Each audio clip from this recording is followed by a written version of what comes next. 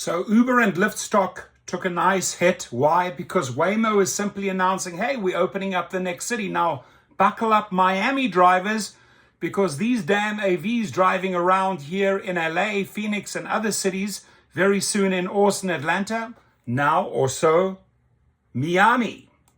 Expand to Miami today. The Alphabet-owned service will begin cruising through the Sunshine State. Cruising and taking away your money. Airport safety drivers. It plans to launch its robo-taxi service in the area the following year.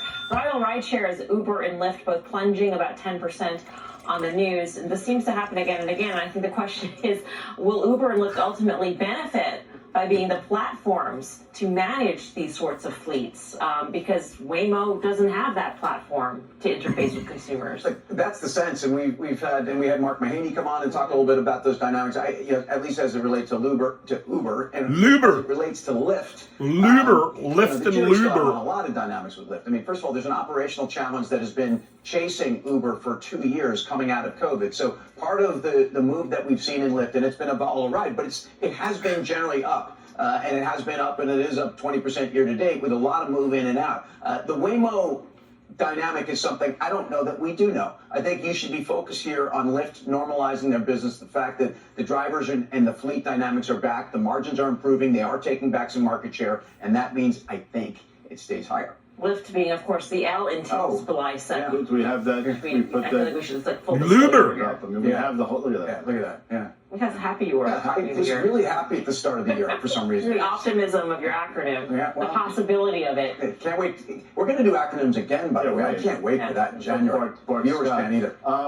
Carter can opine on this. If you look at Uber, the chart, it traded up to about 82 or so in February, sold off, traded back up there recently, is selling off now. Feels as if it wants to visit that $58 level, which was probably the low that we saw a month and a half or 2 months ago. But then I think you got to take another run at it on the long side. So wait for the pullback to, I think, 58 in Uber. I think that's about right. So it has its low on August 5th, same low as the S&P. It recovers, makes a new high. And now, of course, it's all the opposite. The price-volume correlation is bearish, the relative performance is poor, and the smoothing mechanism has started to turn over. I would be careful. Trouble, Khosrowshahi. You're in trouble, Khosrowshahi. Right? You're in trouble, Mr. Khosrowshahi. There it is. So Waymo kicking ass.